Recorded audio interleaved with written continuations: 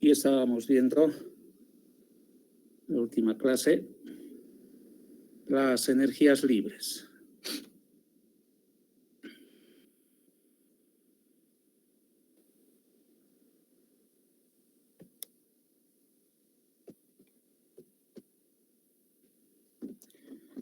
Que les había indicado que son energías que se utilizan para producir trabajo. Y estas energías son dos.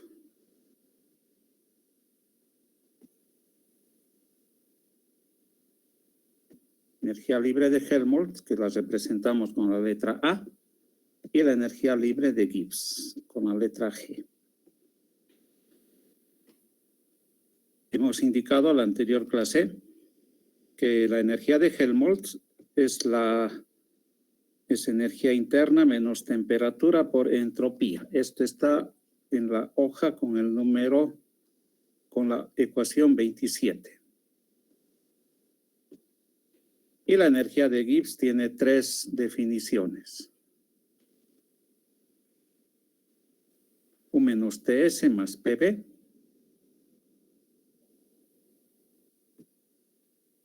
Eso está con el número 32.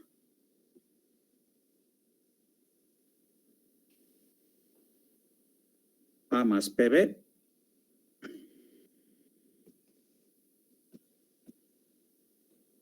Número 33.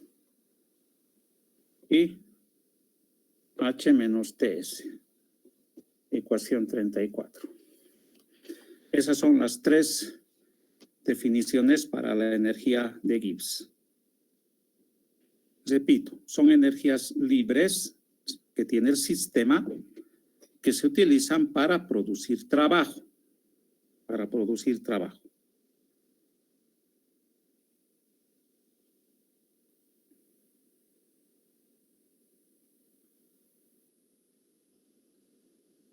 También hemos indicado el anterior día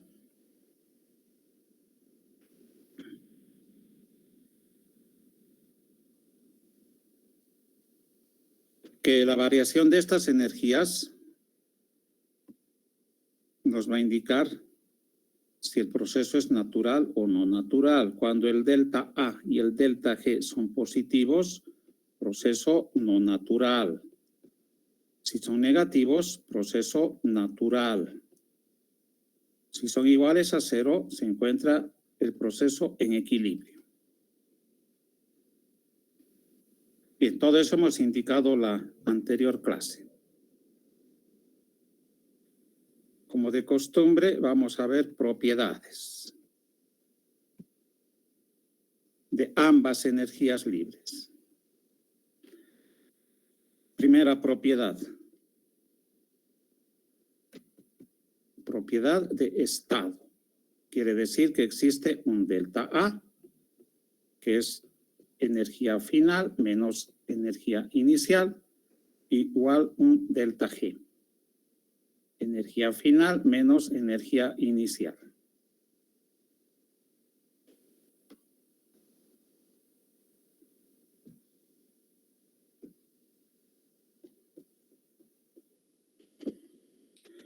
Segunda propiedad. Propiedades extensivas. Dependen de la masa o del tamaño.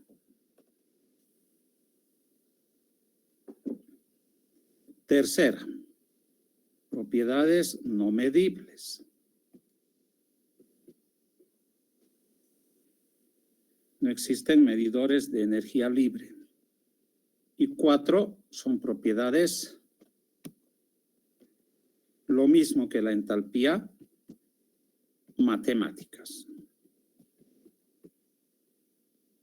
Físicamente estas energías no existen porque solamente son ecuaciones.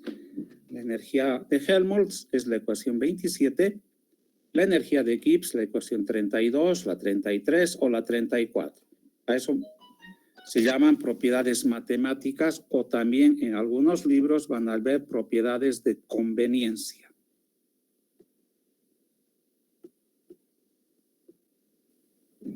Y si se acuerdan, cuando hemos definido la entalpía, la entalpía también es una propiedad de conveniencia. Por lo tanto, la entalpía, la energía de Gibbs y la energía de Helmholtz son propiedades de conveniencia.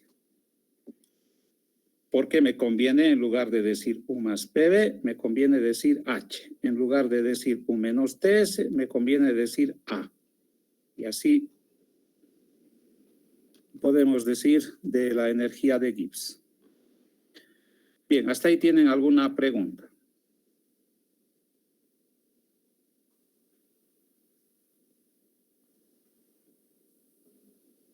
Ingeniero. Sí. Adelante. No, ingeniero, le decía que no. Gracias. Ah, ya. Muy bien. ¿Cómo se utilizan estas energías libres? Estas energías libres son más utilizadas que la entropía para indicarnos la dirección del cambio de energía, si es un proceso natural o no natural. Y más concretamente, la energía de Gibbs es mucho más utilizada que la energía de Helmholtz. Para ello, vamos a ver las ecuaciones fundamentales de la termodinámica.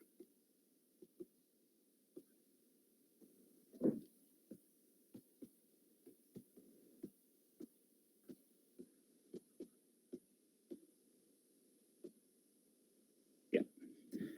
Todo lo que voy a hacer en este momento es simplemente matemáticas.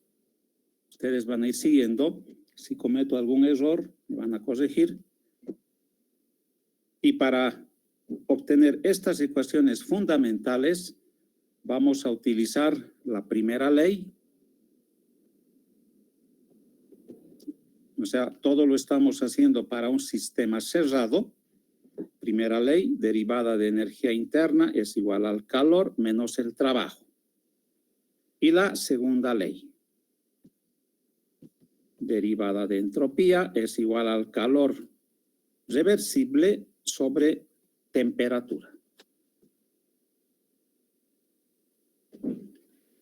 Bien, lo que voy a hacer a continuación es lo siguiente. Vamos a considerar, como hemos indicado, un sistema cerrado y un proceso reversible. Por eso podemos utilizar la segunda ley, por esas dos condiciones. Y la primera ley, por la primera condición. Si el proceso es reversible, la primera ley la puedo escribir de esta manera. Voy a hacerlo. Si el proceso es reversible, el trabajo, ustedes ya saben que es presión de oposición por derivada de volumen, pero como es reversible, la presión de oposición es la presión del sistema, que simplemente la voy a llamar P. Por lo tanto, el trabajo es presión por derivada de volumen. Voy a reemplazar ese trabajo en la primera ley, la cual la voy a escribir de esta manera. Calor reversible menos presión por derivada de volumen. Despejamos el calor.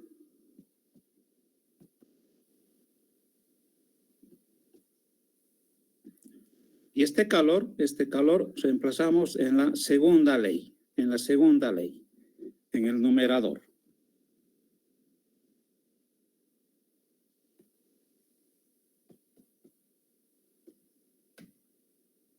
Y finalmente, puedo escribir la ecuación de esta manera.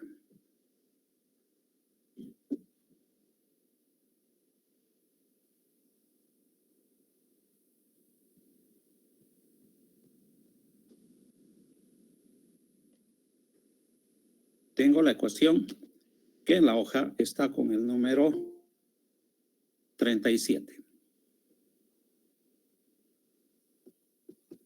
Voy a encerrarla en un rectángulo.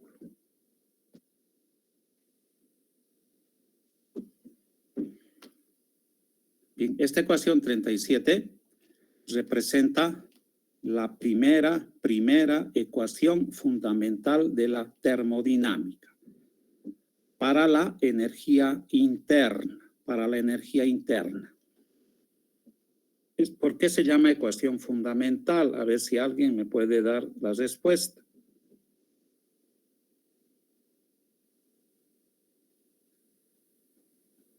O la pregunta les hago de otra manera. ¿De dónde ha salido la ecuación 37?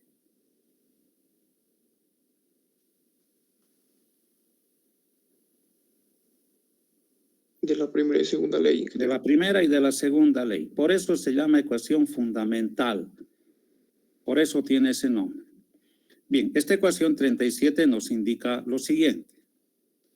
Si el volumen permanece constante, un aumento de entropía produce un aumento de energía interna. Más desorden, más energía. Eso quiere decir, más desorden, o sea, eso indica más entropía, genera mayor energía interna. Si la entropía permanece constante, una disminución de volumen produce un aumento de energía interna. Eso indica la ecuación 37. Repito, primera ecuación para la energía interna. Segunda ecuación. Para la segunda ecuación partimos de la definición de entalpía. Entalpía es igual a U más PV. Esta ecuación la voy a derivar completamente y la ecuación va a tener esta forma.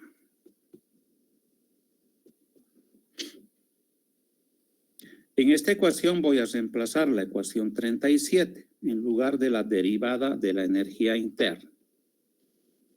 TdS menos PdV más PdV más BDP. Estos dos términos se eliminan y tengo la segunda ecuación fundamental. Derivada de energía interna es igual a T por ds más B por dP, que también la voy a encerrar en un rectángulo, que sería, en la hoja está con el número 38.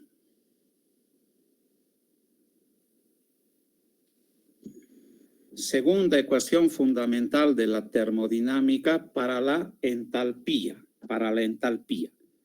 Lo mismo que la ecuación 37, esta ecuación 38 nos indica lo siguiente. Si la presión permanece constante, un aumento de entropía produce un aumento de entalpía. Más desorden, más energía. Eso quiere decir si la presión es constante.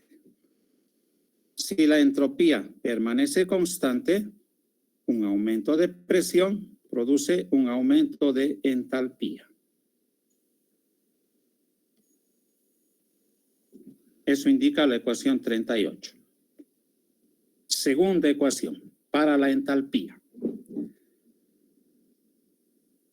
Me van a disculpar, aquí no me han hecho recuerdo de algo. En lo que hemos visto propiedades de las energías libres, no les he dado dos conceptos. Ya luego les voy a indicar a qué se refiere. Tercera ecuación para la energía de Helmholtz, y para ello voy a utilizar la ecuación 27. Energía de Helmholtz es igual a U menos Ts.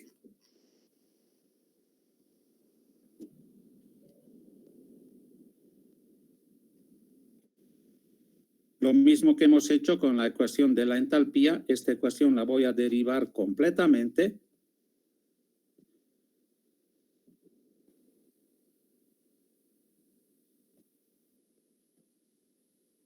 Y nuevamente reemplazamos la ecuación 37.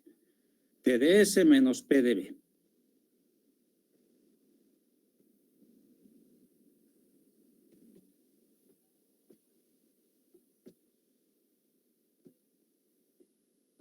En esta ecuación estos términos se pueden eliminar.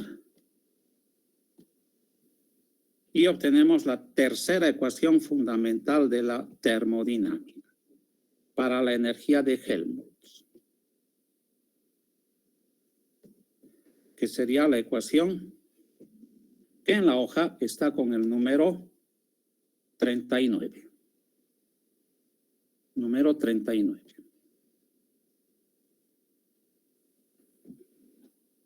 Tercera ecuación para la energía de Helmholtz. ¿Qué dice esta ecuación 39? Si el volumen permanece constante, un aumento de temperatura produce una disminución de la energía de Helmholtz. En la anterior clase hemos dicho que el calentamiento es un proceso natural. Por eso la energía de Helmholtz ha de disminuir cuando se incrementa la temperatura. Si la temperatura permanece constante, un aumento de volumen produce una disminución de la energía de Helmholtz. Por lo tanto, también es un proceso natural. ¿Qué es aumento de volumen? Expansión. Y la expansión es algo natural. Por eso disminuye su energía libre. Bien, tercera ecuación, ecuación 39. Cuarta ecuación, para la energía de Gibbs. Y para la energía de Gibbs puedo utilizar cualquiera de las tres ecuaciones que tenemos para la energía de Gibbs. Pueden utilizar la ecuación 32, la 33 o la 34. Yo voy a utilizar la 33. Energía de Gibbs es igual a A más PB.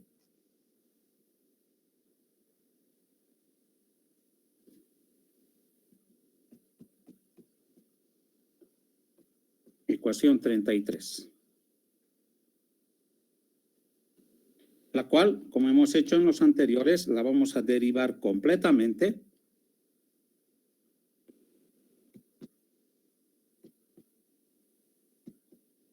Y voy a reemplazar la número 39.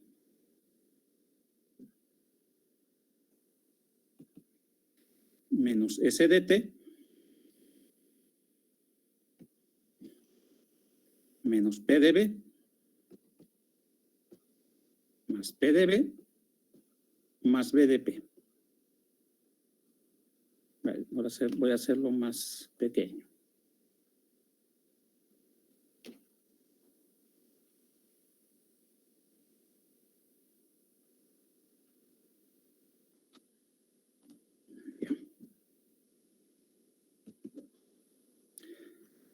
Menos S de T menos P de B.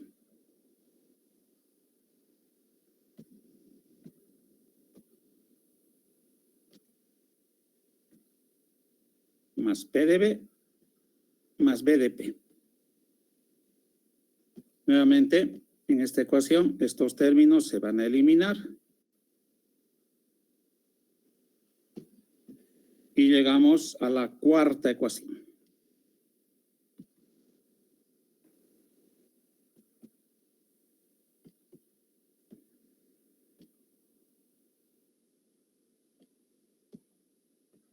Cuarta ecuación. Que en la hoja está con el número 40. Ecuación 40. Lo mismo que las anteriores, esta ecuación 40 me indica lo siguiente. Si la presión permanece constante, un aumento de temperatura produce una disminución de la energía de Gibbs. Aumento de temperatura es calentamiento. Y el calentamiento es un proceso natural. Por eso la energía de Gibbs disminuye. Si la temperatura permanece constante, un aumento de presión produce un aumento de la energía de Gibbs. Aumento de presión es una compresión. Y la compresión es algo no natural. Por eso la energía de Gibbs se incrementa. Bien, eso me indica la ecuación 40, que repito, es la cuarta ecuación fundamental de la termodinámica. Bien, ¿tienen alguna pregunta?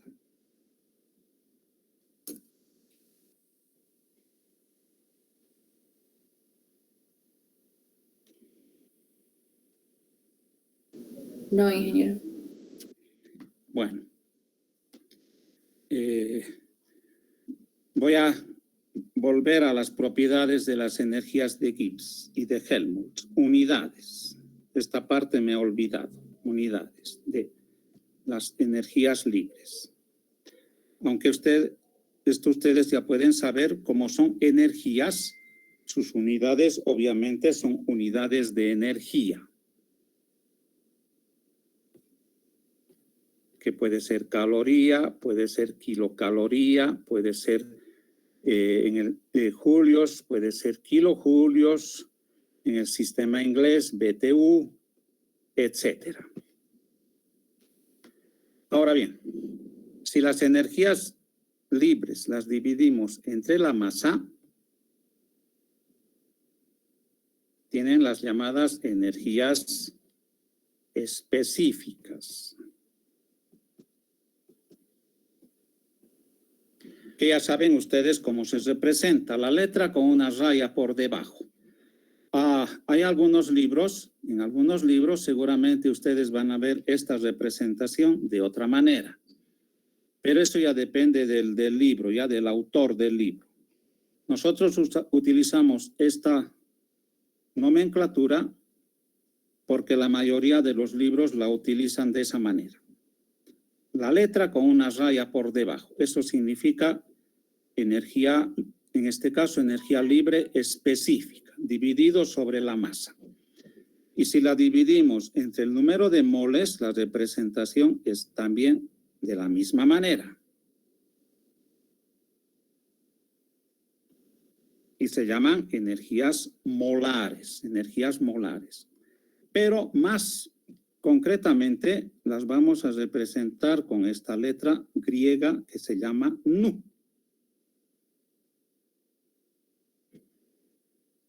Y estas energías molares, energías libres molares, también se las llama potencial químico. Potencial químico. Y el potencial químico generalmente se representa con la letra nu. ¿Ya? Entonces las energías molares más las vamos a utilizar como si fuera potencial químico. Estas energías específicas y las energías molares, como ustedes ya saben, son propiedades intensivas.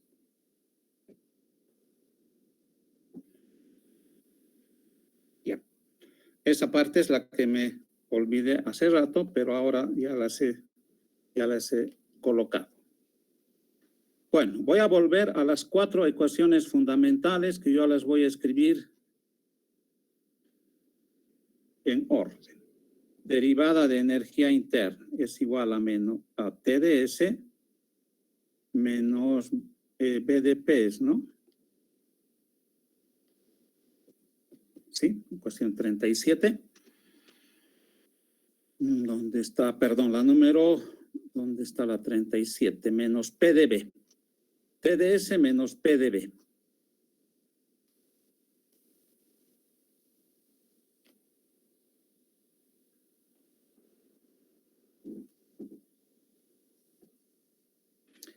Para la entalpía, TdS más BDP. Creo que es la 38, si no estoy mal, si no me he equivocado. 38. Para la energía de Helmholtz, la 39, menos SDT menos PdB.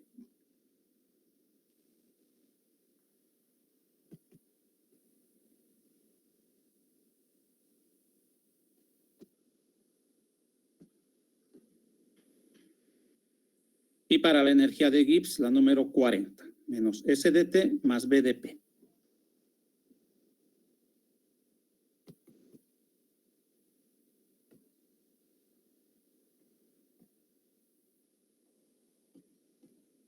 Bien, esas son las 4 ecuaciones fundamentales de la termodinámica. Aquí ustedes las pueden ver.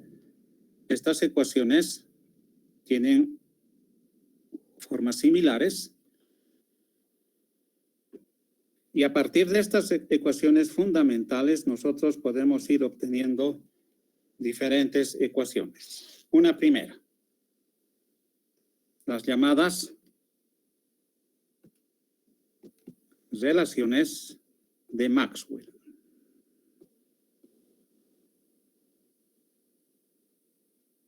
En la cual vamos a aplicar el concepto de derivadas cruzadas. Si alguien se acuerda, tal vez han visto en cálculo ese concepto que son derivadas cruzadas, si alguien se acuerda.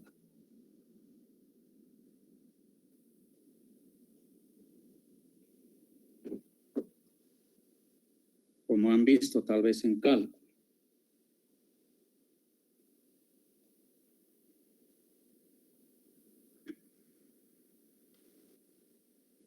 Si no han visto, díganme, no hemos visto y yo les voy a explicar.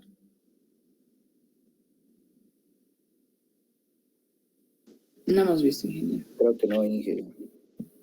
Muy bien. Entonces yo les voy a explicar qué significa o qué son las derivadas cruzadas.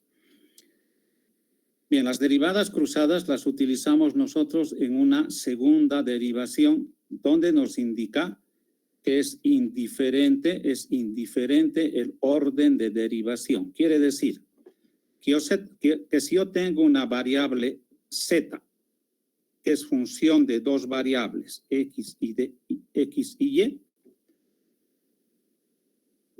la segunda derivada de z con respecto a x y luego con respecto a y, primero con respecto a x y luego con respecto a y, es igual a la segunda derivada de x, primero con respecto a y, primero con respecto a x y luego con respecto a y. Eso nos indica el concepto de derivadas cruzadas. En una segunda derivada es indiferente el orden de derivación. Primero podemos derivar con respecto a y luego con respecto a x o al revés. Las derivadas no van a cambiar. Bien, siguiendo este concepto, a partir de las ecuaciones 37 y 40, podemos nosotros obtener estas relaciones de Maxwell, que van a ser 8 relaciones en total, 2 por cada ecuación. De esas 8 relaciones, 4 son directas y las otras 4 son las inversas. Bien, esta segunda derivación, no sé si hemos visto esta parte al inicio de clases, viene de lo siguiente. La derivada de z en función a x y y viene dada por esta ecuación que ustedes ya la conocen.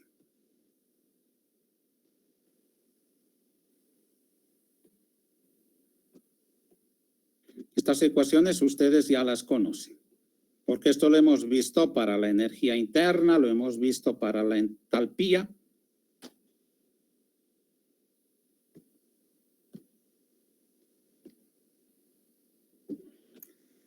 Creo que hemos visto en alguna clase esto, pero de todas maneras.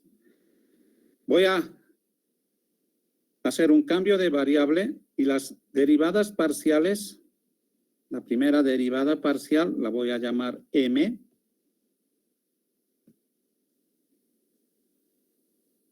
Y la segunda derivada parcial la voy a llamar n. Por lo tanto, puedo reemplazar esas dos derivadas parciales y obtener esta ecuación.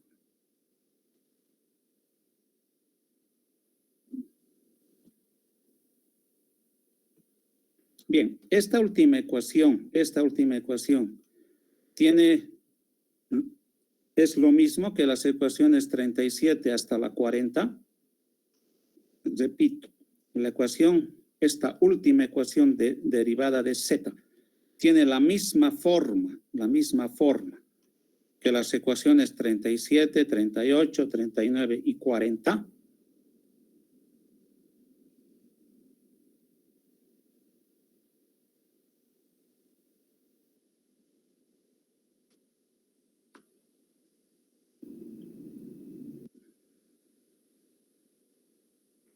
¿Sí o no?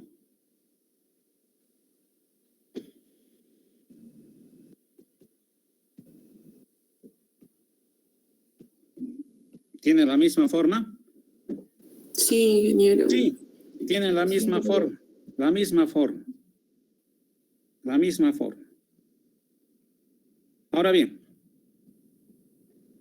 si en el cambio de variable que hemos hecho para m y para n, que es la primera derivada, yo vuelvo a derivar por segunda vez, voy a volver a derivar por segunda vez. Ahora con respecto a y, manteniendo x constante, esto será la derivada de m con respecto a y a x constante. Y para n también voy a derivar por segunda vez con respecto a x manteniendo y constante.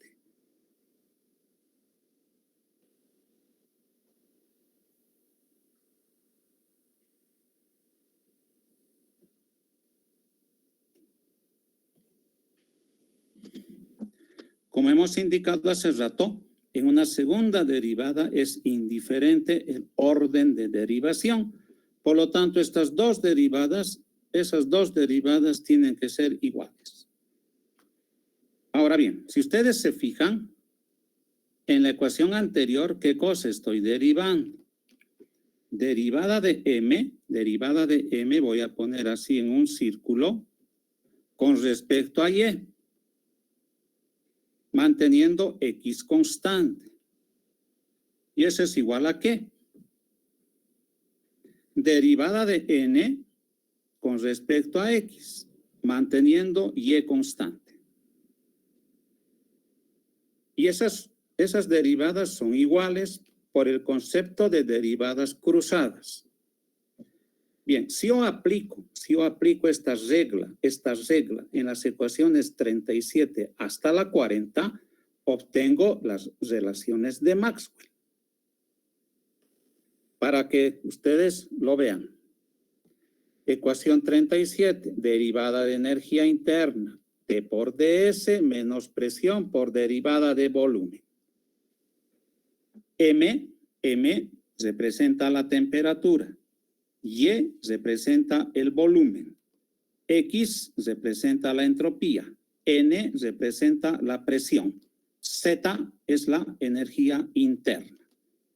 ¿Qué cosa estoy derivando? Derivada de M. M es temperatura. Con respecto a Y. Y es el volumen. Manteniendo X constante. ¿Y qué cosa es X? Entropía. Esto debe ser igual, como hemos colocado aquí, debe ser igual a la derivada de N. N es presión. Con respecto a X, X es entropía. Manteniendo Y constante. ¿Y qué cosa es Y? Volumen. Como en la ecuación 37 hay un signo negativo, le colocamos el signo negativo. Y llego a obtener esta ecuación 37, perdón, la ecuación 41, que está en la hoja.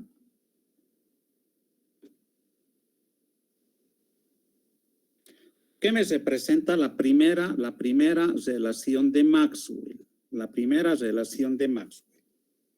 Esta ecuación 41 también la puedo colocar su inversa. Derivada del volumen con respecto a la temperatura a entropía constante es igual a menos derivada de entropía con respecto a la presión a volumen constante. Ecuación 42.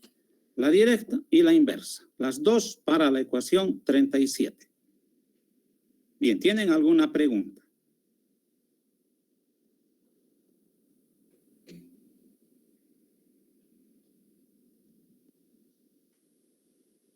A ver, vayamos a la ecuación 38. Derivada de entalpía es igual a temperatura por derivada de entropía más volumen por derivada de presión.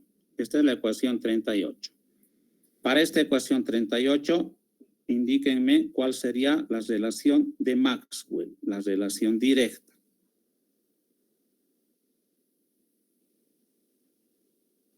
Van a seguir el cursor.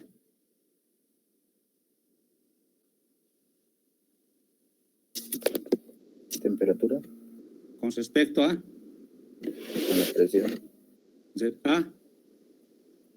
A la derivada de... No. Derivada de temperatura con respecto a la presión, ¿a qué condición?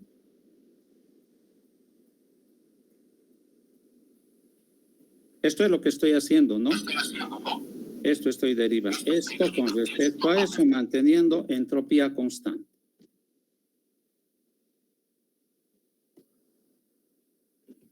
¿Eso es igual a qué cosa?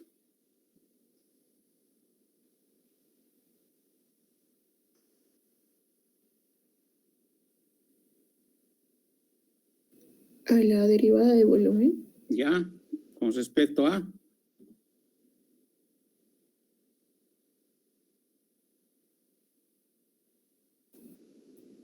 La derivada de entropía. Ya, manteniendo La presión constante. la presión constante. Ecuación 43. Y la inversa.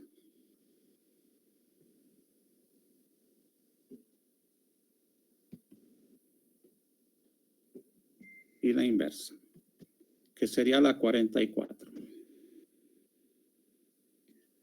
De la misma manera pueden hacer para la ecuación 39 y para la ecuación 40. ¿Ya? Eso ya ustedes véanlo. Voy a colocar simplemente aquí en la hoja. En la hoja aquí les dice para la ecuación 39, la directa, la ecuación 45 y la inversa, la 46. Para la ecuación 40, tienen la 47, que sería la directa, y la inversa, la 48. Bien, estas son las 8 relaciones de Maxwell, de la 41 hasta la 48. Bien, ¿qué particularidad ustedes encuentran en estas 8 ecuaciones? De la 41 a la 48. ¿Qué particularidad están encontrando? Bueno, sin tomar en cuenta las inversas, ¿ya? Solamente las directas, ecuación 41, la 43, la 45, la 47, que serían las directas. ¿Qué particularidad estoy encontrando? Que estas 4 ecuaciones o estas 4 relaciones nos hablan de variaciones de entropía. Variaciones de entropía con respecto a la presión o con respecto al volumen. Por lo tanto, a partir de estas relaciones podemos obtener cambios de entropía con respecto a la presión y con respecto al volumen. ¿A qué condiciones? En la ecuación 41 o en la 42, a volumen constante. En la 43 o en la 44, a presión constante. En la 45 o en la 46, a temperatura constante. Y en la 47 y la 48, también a temperatura constante. Como ya deben saber, la entropía es una propiedad no medible, Por lo tanto, yo la tengo que calcular. ¿Y cómo la calculo? Con estas ecuaciones. Les voy a poner un ejemplo. Bueno, algo que ustedes ya saben. Lo hemos visto en la anterior clase. Cuando la presión es constante, la derivada de la entropía con respecto a la temperatura a presión constante es moles por Cp entre temperatura.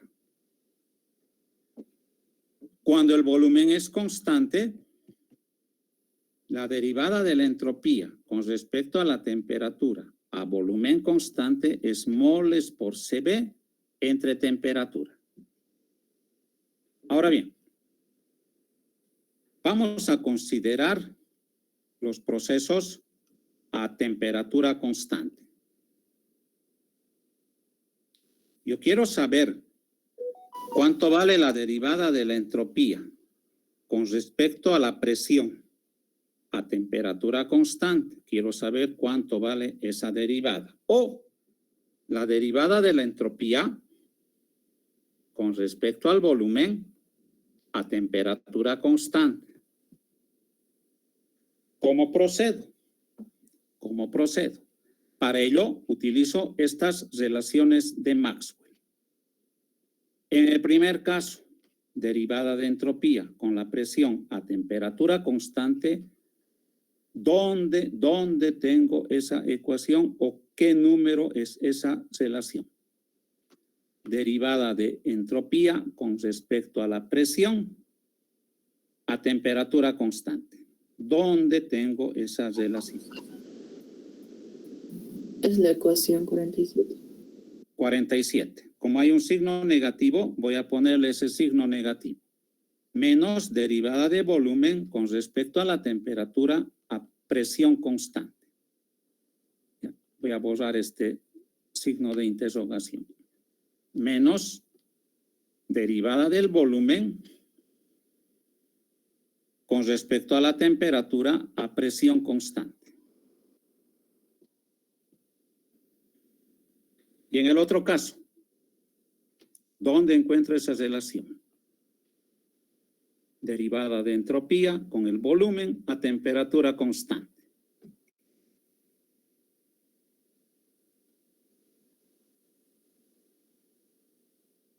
La ecuación 45.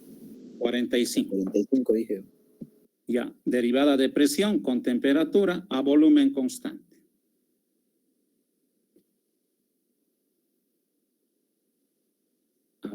Con respecto a la temperatura. A volumen constante. Bien, si se trata, por ejemplo, de un gas ideal, puedo utilizar la ecuación del gas ideal. PV es igual a nRT. Y para un gas ideal,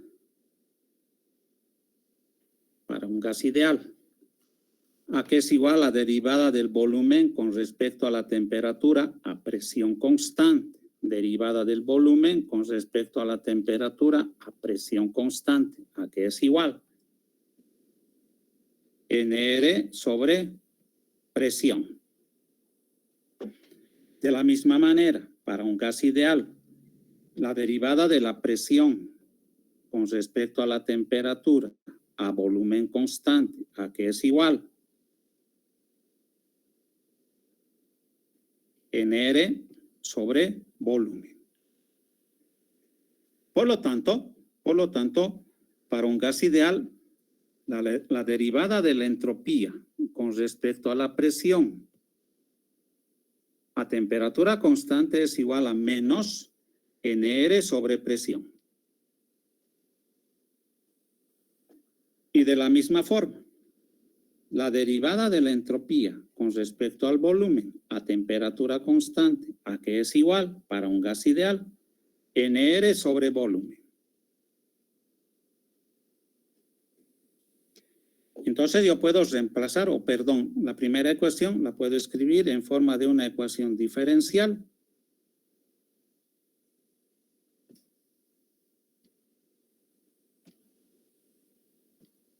y tener esta ecuación. De la misma manera, puedo hacer para la segunda ecuación.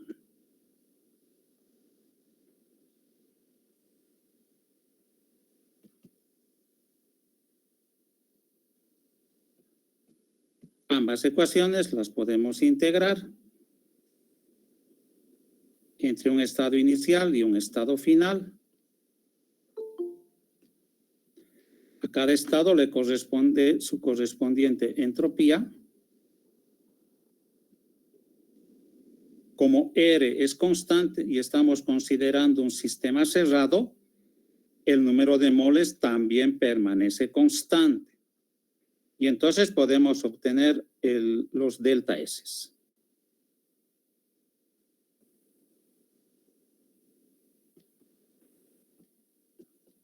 En el primer caso será esa ecuación. En el segundo caso, el delta S, entropía final menos la inicial, igual a NR logaritmo volumen 2 entre volumen 1. Y tienen las ecuaciones para calcular los cambios de entropía con respecto a la presión o con respecto al volumen a temperatura constante para gases ideales. Bien, ¿tienen alguna pregunta?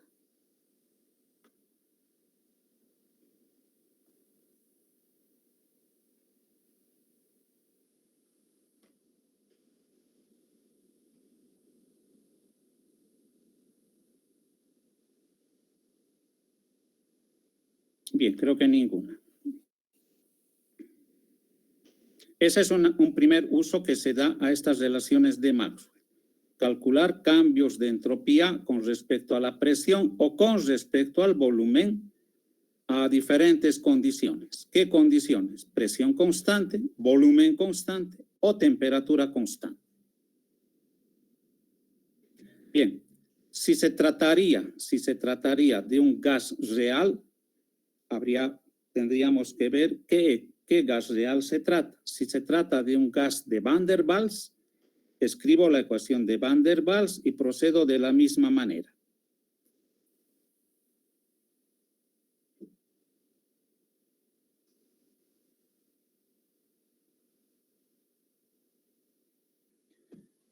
Bueno, segundo, ese es el primer uso. Segundo, ecuaciones termodinámicas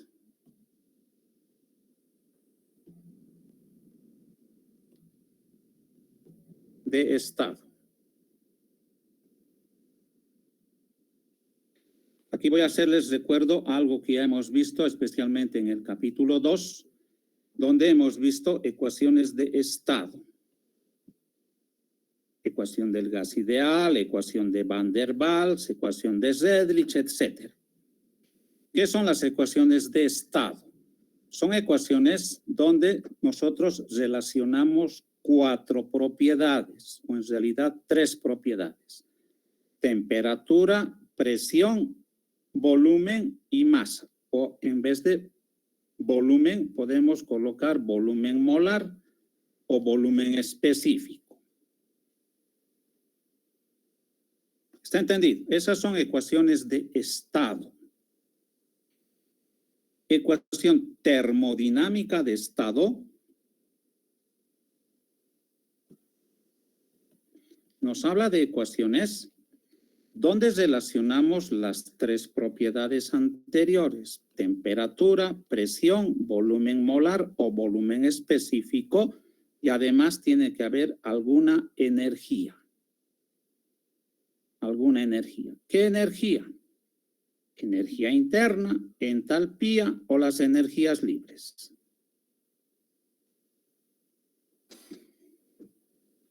Para ello, para demostrar, voy a utilizar la ecuación 37, o si quieren la 38, o si quieren la 39, o si quieren la ecuación 40. Ya, voy a utilizar la 38 que la tengo ahí en la pantalla, que es para la entalpía. Derivada de entalpía es igual a TdS más BDP.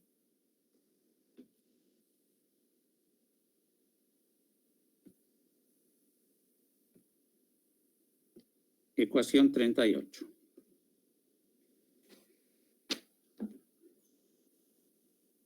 Bien. Esta ecuación 38 la voy a dividir. A ver, voy a hacerles recuerdo a lo siguiente. Cuando hemos visto el capítulo 3, ustedes se acuerdan que yo les había indicado que la derivada de la entalpía con respecto a la presión a temperatura constante vale 0 cuando se trata de gases ideales. Esa es la ley de Joule. La derivada de la entalpía con respecto a la presión a temperatura constante es menos moles Cp, el coeficiente de Joule-Thomson cuando tienen gases reales. Y la derivada de la entalpía con respecto a la presión a temperatura constante, aquí les había puesto un signo de interrogación cuando se trata de líquidos y sólidos, y les había indicado que esto lo íbamos a ver en la segunda ley. Bien, ha llegado el momento de despejar esa incógnita. Para ello, repito, voy a utilizar la ecuación 38. ¿Qué debo hacerle a la ecuación 38 para tener estas derivadas parciales que ustedes ven en la pantalla? Repito, ¿qué debo hacerle a la ecuación 38 para obtener esta derivada parcial que ustedes ven en la pantalla? Derivar respecto a presión con temperatura constante. ¿Derivar o es otra cosa? Porque ya está derivada, ¿no? ¿En dónde aparece la presión? ¿En el numerador o denominador?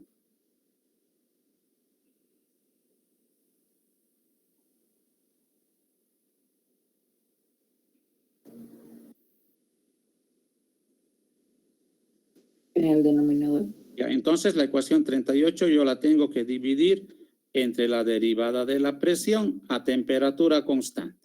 ¿Están de acuerdo? Bien, al hacer eso voy a tener la derivada parcial que estoy buscando. Derivada de entalpía con la presión a temperatura constante es igual a temperatura por derivada de entropía con respecto a la presión a temperatura constante más volumen. Derivada de presión entre derivada de presión es 1. ¿Están de acuerdo? Bien, en esta última ecuación, voy a reemplazar una de las relaciones de Maxwell. ¿Cuál relación? La relación que me hable de la derivada de la entropía con la presión a temperatura constante, y eso lo tengo en la ecuación derivada de entropía con la presión a temperatura constante. Lo tengo en la ecuación 47. Pero le tengo que poner un signo negativo. Menos derivada de volumen con respecto a la temperatura a presión constante.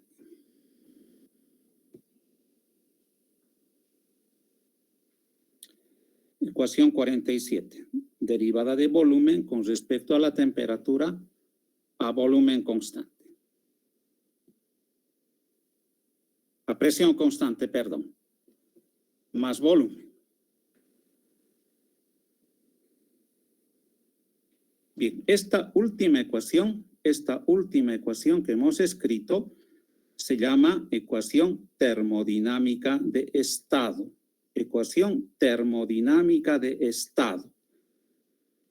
Ahí tienen presión, tienen temperatura, tienen volumen y tienen una energía que en este caso es la entalpía.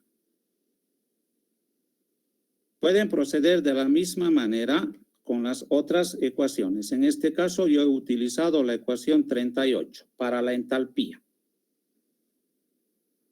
Bien, a partir de esta última ecuación, que repito se llama ecuación termodinámica de estado, porque me relaciona ecuaciones, propiedades de estado, presión, volumen, temperatura, y además aparece una energía que en este caso es la entalpía. Bien, a partir de esta última ecuación vamos a proceder de esta forma. Primero, otra vez tenemos gases ideales. Por lo tanto, yo puedo usar la ecuación del gas ideal. PV igual a nRT. Derivada del volumen con respecto a la temperatura a presión constante para un gas ideal es NR sobre presión. Puedo reemplazar esa derivada en la ecuación anterior. Derivada de entalpía con respecto a la presión a temperatura constante es igual a menos temperatura por NR sobre presión más volumen, y el volumen del gas ideal es nRT sobre presión. Los dos términos son iguales, de signo contrario, se pueden eliminar y llegamos a algo que ustedes ya saben. La derivada de la entalpía con respecto a la presión a temperatura constante vale 0. Esto ya lo habíamos visto, gases ideales.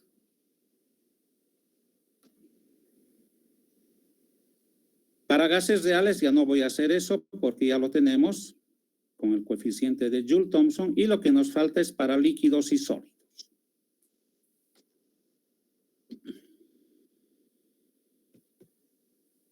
Líquidos y sólidos. Bien, para líquidos y sólidos vamos a hablar de dos conceptos que seguramente en alguna materia ya les han dicho.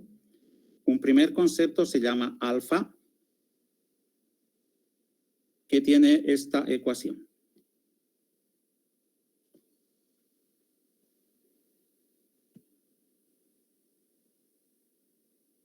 Y entonces alfa se llama coeficiente de expansión térmica.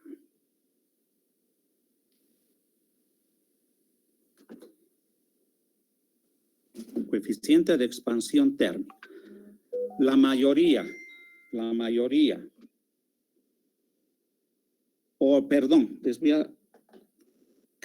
casi todos los componentes, o para todos los componentes el alfa es positivo, excepto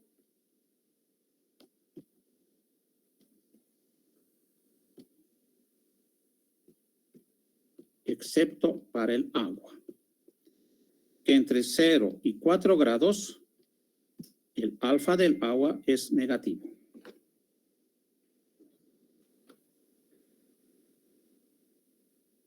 Bien, de esta ecuación de alfa voy a despejar derivada del volumen con respecto a la temperatura a presión constante, que va a ser igual a alfa por volumen. Y eso voy a reemplazar en la derivada de la entalpía. Derivada de entalpía con la presión a temperatura constante. Igual a temperatura menos temperatura por alfa por volumen, más volumen.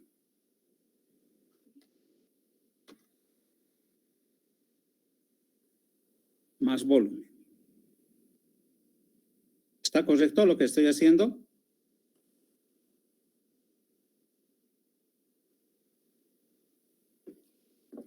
Bien, esta última ecuación la podemos escribir de esta manera.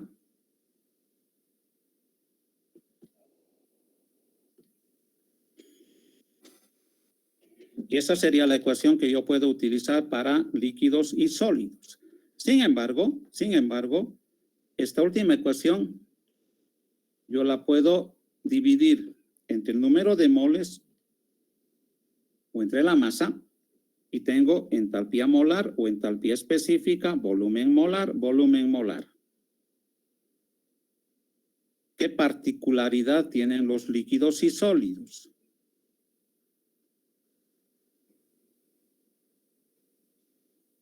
Que son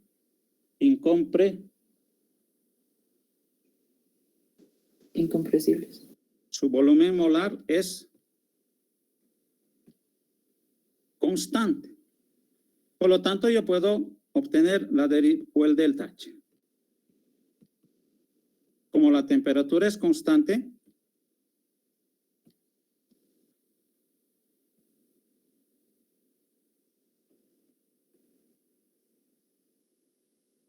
Esa sería la ecuación que yo debo utilizar para calcular el delta H para líquidos y sólidos. El valor de alfa, me he olvidado indicarles, este alfa yo lo puedo encontrar en tablas. Lo puedo encontrar en tablas. Bien, esa es una incógnita que había quedado en el capítulo 3. Por otra parte,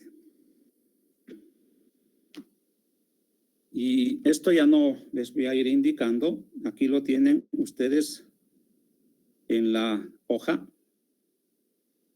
También ustedes se acuerdan que habíamos quedado en que en este capítulo íbamos a ver la derivada de la energía interna con respecto a la temperatura, con respecto al volumen a temperatura constante. Para gases ideales, esa derivada vale 0. Esa derivada vale 0. Entonces tenemos la ecuación 52. Pueden hacer todo este procedimiento. De la misma forma que hemos hecho para la entalpía. En este caso estoy usando la ecuación 37. En el anterior caso he usado la ecuación 38. ¿Ya? Y llegamos a comprobar matemáticamente la ley de Joule, que ustedes ya la conocían a través del experimento hecho por este señor. Y lo que había quedado con signo de interrogación era gases reales, líquidos y sólidos. Y para esto tenemos el alfa, otra vez el alfa que hemos dicho que se llama coeficiente de expansión térmica, y beta, que se llama coeficiente de compresibilidad, que tiene esta forma.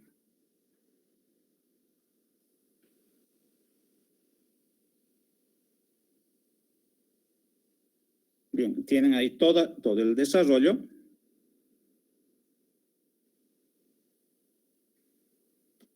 Y finalmente la relación entre CP y CB, que también para gases reales había quedado como incógnita.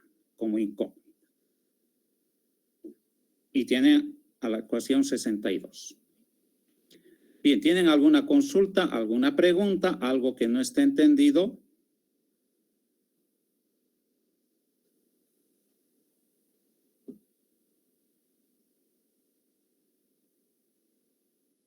No, ingeniero.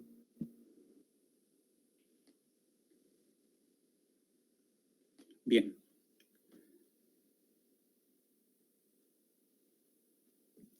El beta les he dicho que se llama coeficiente de compresibilidad.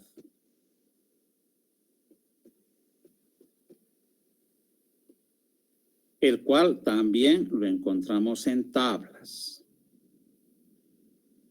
Este coeficiente beta es muy similar al alfa, pero es la variación del volumen con la presión a temperatura constante. Por eso se llama compresibilidad. Y para que se mantenga la estabilidad mecánica del sistema, beta siempre debe ser positivo. ¿Ya? Aunque en la ecuación beta aparece con signo negativo. Pero eso es simplemente para que beta sea positivo. Siempre beta debe ser positivo. Si en algún cálculo ustedes sacan un beta negativo, algo está fallando.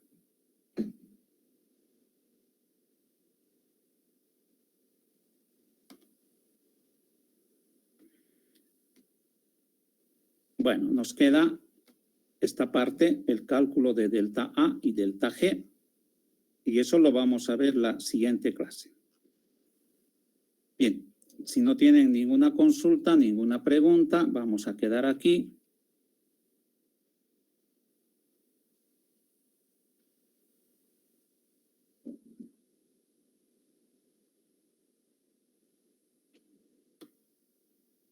No hay preguntas, ¿no? No, ingeniero. Bien. Les agradezco su asistencia. Bueno, lo voy a